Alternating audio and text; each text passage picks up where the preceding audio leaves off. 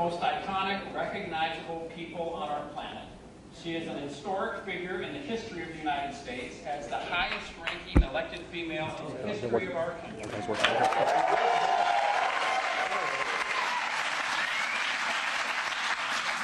And 12 weeks ago, she embarked on the mission that she's on now, where she has been involved in a very intense introduction to the country and to the world. She's been on every possible media platform. She's been very transparent about herself and her plans for our country.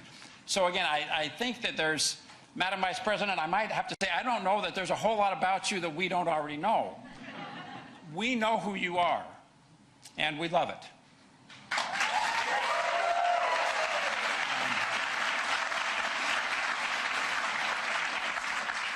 I hope all of you can see the beautiful young woman that's sitting on the front row with a picture of herself from the rally.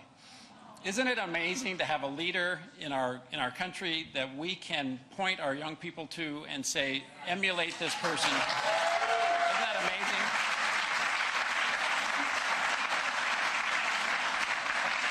So, Madam Vice President, we know who you are, but do you mind if I just introduce for a moment who we are to you? I think many of the people in this room were initially attracted to this campaign because, frankly, we were anti-Trump, right? I mean, many of us, I think, let's be honest.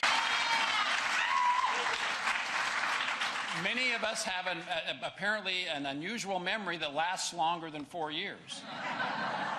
We can remember the humiliation that our country suffered for 4 years under a Trump presidency, and we're committed to not letting that happen again, right?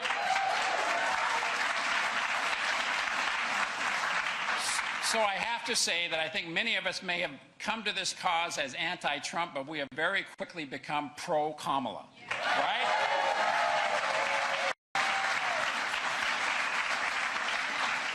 Kamala Harris will be a great president of the United States. Absolutely phenomenal. She will, again, prioritize the middle income of our country, focusing and elevating those people who need so much help, unlike people like Donald Trump and Elon Musk, who care nothing for anybody who's not a billionaire in our country, right?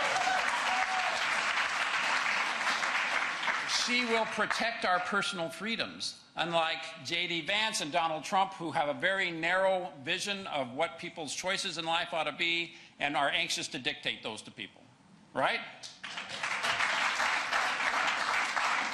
She will be someone who cares about justice and equality at our border, unlike President Trump and Carrie Lake, who want to exploit that issue for their own personal political gain and not solve that problem, right? And maybe most importantly, she is someone who is aware of the moral leadership role that our country has traditionally held in this country and around the world, unlike people from Mr. Trump's party like Marjorie Taylor Greene, right? So, ladies and gentlemen, I think we know there couldn't be a more stark contrast between the presidential candidates.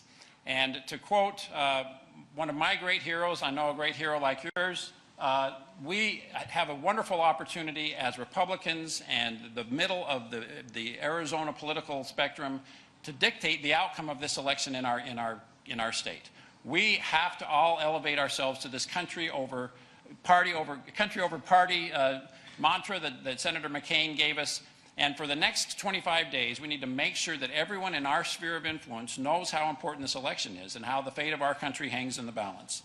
So, having said that, it's now my pleasure to introduce an historic American and the leader that our country needs at this time, the Vice President of the United States and the future President of the United States, Kamala Harris.